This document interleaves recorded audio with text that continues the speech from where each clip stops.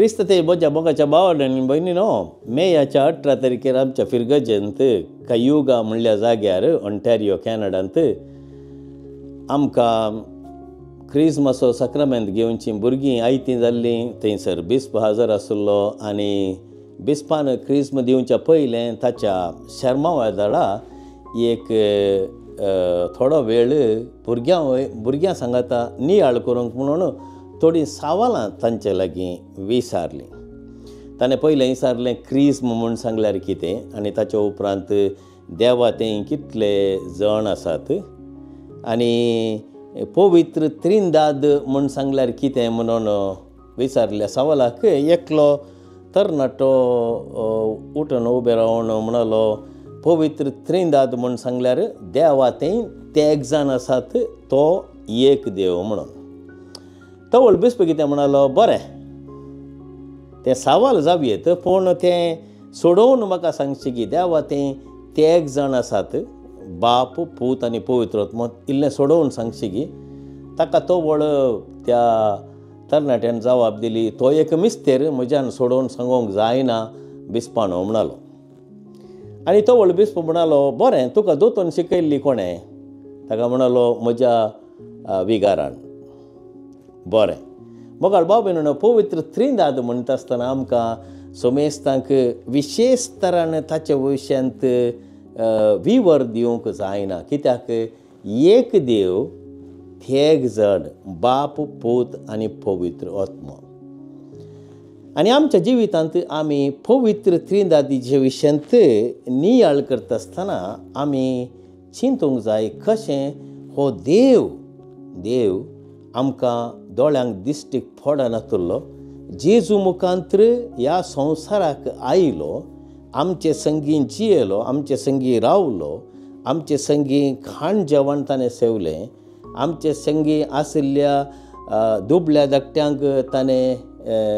आदार दिलो, तांकां बुजयलें, मेल्ल्यांक ताणें जिवंत केलें, अरण्यांत ताणें तांकां पोसलें, तांकां खाण जेवण दिलें. होच जेजू देवाचो पूत ह्या संवसाराक येवन देवाचेंच रूपणें ताणें आमकां दाखयलें. फिलीप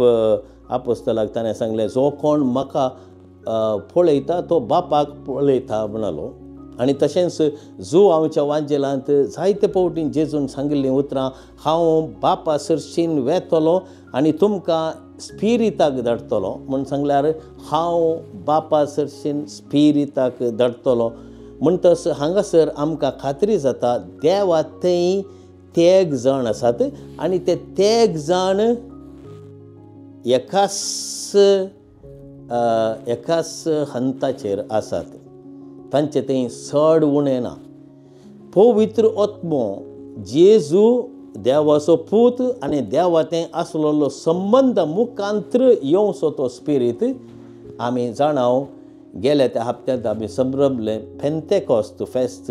स्पिरीट आपोस्तलां थंय देवलो आनी थंयसर तांकां घटाय मेळ्ळी सगळ्या संवसाराक वचून बरी खबर प्रगट करूंक आनी तशेंच बापाचे पुताचे आनी पवित्र आत्म्याचे नांवी तांकां बाप्तिस्म दिवंक. आनी हो देव मोगाळ बाबीनो आमी जायते फावटी चिंताव आमच्या मागण्यांत आनी तशेंच आमच्या एवकरिस्तांत आमी पात्र घेता आसतना एवकरिस्त भेटयता आसतना आमी जायते फावटी बाप्पा पुता आनी पवित्र आत्म्याच्या नांवी ही म्हणलीं उतरां आमी उसारता. पूण जाल्यारय हो मिस्तेर कसो म्हणलो समजोवचें तें तो आमचो कायदो जावन आसा. थोड्या सांता भक्तांनी आमकां थोड्यो रिती सोडोवन सांगूंक प्रयत्न केल्यात. सेंट पॅट्रीक आयर्लंड असो ताणें शामराव म्हणल्या एका खोल्या मुखांत्र लोकांक कळीत केलें की पवित्र त्रिंदाद म्हणल्यार कितें म्हणल्यार ह्या खोल्याक 3 आंकडे आसात या 3 कुशी आसात पूण एकच कोलो हाका शामराव लीफ म्हणटात. आनी तशेंच आमी जाणाव दुसऱ्या सांता भक्तांनी आमकां जायते विशय विवरूंक प्रयत्न केल्यात. पळय आतां जॉन मारी वियान्नी म्हणटा आमी जान मारी वियांनी तो एक फिरगज पाद्री सांत भक्त आनी तशेंच दियोसिसान सासेर्दोतीचो पात्रोण ताणें लोकांक कशें शिकयलें पवित्र त्रिदाद म्हणून ताणें सांगलें पळया आमी मिसा वेळार उदकाचो उपयोग करता उदकांत 3 विशेष रितीचे हंत आसात ह्या 3 रितींनी उदक आमकां पळोवंक मेळटा कशें आयसा मुखांत्र उदक आमी पळयता तें उदक आनी तशेंच आमी उदक खतखतायतना थंयसर धुवरा मुखांत्र या थंयसर आवी म्हणटा आमी कन्नडा भाशेंत धुवरा मुखांत्र थंयसर उदक आमकां पळोवंक मेळटा पूण जाल्यार तातूंत आसचें उदक मात्र आनी तो कितें म्हणटा मिसा वेदाळा थंयसर आमी वाती पळयता जोळत्यो वाती पळयतना कितें कळटा आमकां वात दिसता वातीचो तो उजो दिसता आनी उज्यांतावन उजवाड येता आनी तशेंच उज्यांच्या उजवाडा मुखांत्र आमकां थंयसर इल्लीशी उबी आमकां स्पर्श करता आसतना त्या उबेचो अनुभव जाता तशें म्हळ्यार वातीचो तो उजवाड उजो उब आनी त्या वातीची आकृती त्या उज्याची आकृती म्हणटा आसतना तिनी एकच ते तिनी आमकां विशेष तरान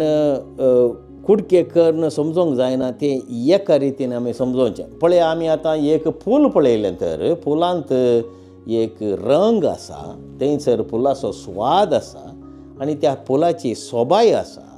आनी त्या फुलाक एक आकृती आसा म्हणटा आसतना फूल एकच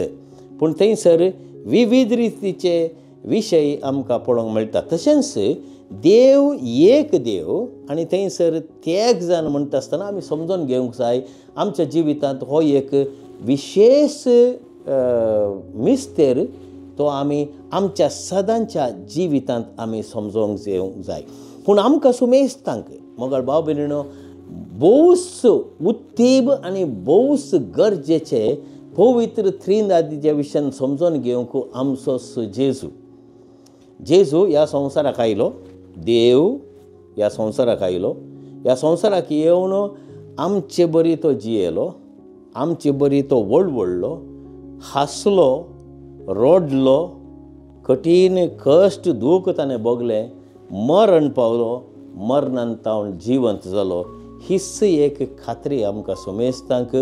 पवित्र त्रिदाद म्हण सांगल्यार जेजू तें बाप आनी पवित्र आत्मो एक जावन आसचें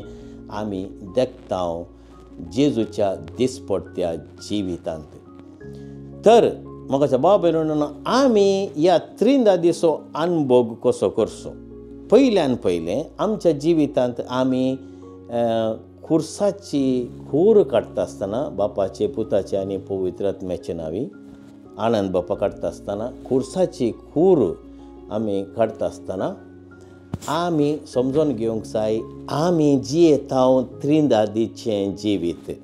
तें पयलें दुसरें आमी आनंद बापा काडटा आसतना मोगाळ भाव भयणीनो संपूर्ण तरान आनंद बापा काडची आनी त्या घडये एक घडीभर आमकां सड्ड वेळ जावंक गरज ना 15 सेकंदां 10 सेकंदां आमी माऊन पडोवन ती आनंद बापा कित्याक काडटा म्हणल्यार आमी समजून घेवन बापाचे पुताचे आनी पवित्र आत्म्याचे नांवी म्हणून तो एक अनुभव आमचे थंय आसतना थंयसर पवित्र त्रिदादीचो स्पर्श जाता म्हणल्यार कांयच दुबाव ना आनी तशें सा पावलान कोरिंतकारांक बरयल्ल्या पत्रांत 2 कडेन ताणें विशेश तरान सांगलां आमी जावन आसा देवाचीं तेंपलां बाप पूत आनी पवित्र आत्मा आमचे थंय जियेता आमच्या काळजाच्या गुंडांत जियेता जेजून आमकां सांगिल्ल्या प्रमाणे त्या समारितान स्त्रियेक जेजू जाकोबाच्या त्या बांय लागीं भेटिल्ल्या वेळार जुवांवच्या वांजेलांत 6 अध्याय थंयसर जेजू कितें म्हणालो ती स्त्री म्हणाली पळया तुमी जू देव जेरुसलेमांत देवाक तुमी आराधन करतात आमी हांगासर मोराया पर्वताचेर देवाक आराधन करता तेवळ जेजू कितें म्हणालो जेरुसलेमांत न्ही ह्या मोरायाचेर न्ही, मोरायाच्या दोंगराचेर न्ही, आनी मुखार आमी देवाक आराधन करचो वेळ येतलो सतांत आनी स्पिरितांत, आमच्या काळजांत, टेंपलांनी न्ही, गुड्यांनी न्ही, बगार आमच्या काळजांत. हें आमी समजलें हांव तर आमकां खंडीत जावन आमच्या दिसपट्ट्या जिवितांत पवित्र त्रिंदाद कितें म्हणलें कळोन वता, अनुभव जाता आमच्या बागड्या मुखांतर, लितुर्जी मुखांतर, मिसांत आमी वांटेली जाल्ल्या वेळार आनी आमच्या दिसपट्ट्या मागण्या मुखांतर आनंद बाप्पा कोर्साची खूर काडटा आसतना आमच्या हर एका जिविताच्या घडये आमकां त्रिंदादीचो अनुभव जातास. हें आमी समजून घेतलें तर खंडीत जावन हें फेस्त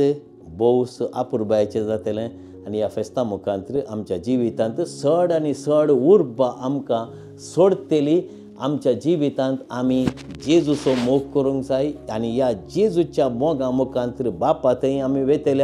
आनी बापाच्या त्या स्पिरितांत, बापाच्या आनी जेजूच्या स्पिरितांत आमी एक जावन जियेतले. ह्या संवसारांत हो नश्वर थोड्या काळाचो संवसार, हें जिवीत जियेत आसतना खंडीत जावन आमचें तें आसतली ती उर्बा, संतोश, कश्ट, बेजाराई, सोलवणी आयिल्ल्या वेळारी आमी पवित्र त्रिंदादी संगी जियेल्यार आमकां खंडीत जावन संतोश मेळटलो आनी तशेंच तो अनुभव आमच्या काळजांत जातलो आनी हो अनुभव देवाच्या राजाचो अनुभव आमी हेरांत वांटून घेवंक शकतले. त्या देखून हें फेस्त आमी दाबाज्यान आचारसिया आमच्या काळजांत आनी सदांच आमच्या काळजांत आमी न्हिदोंक वता आसतना, सकाळीं उठता आसतना त्या पवित्र त्रिंदादीचो उडास काडन बापाची आनी पुताची आनी पवित्र आत्म्याचे नांवी आमचें जिवीत जिवंक आमी प्रयत्न करया. आमेन.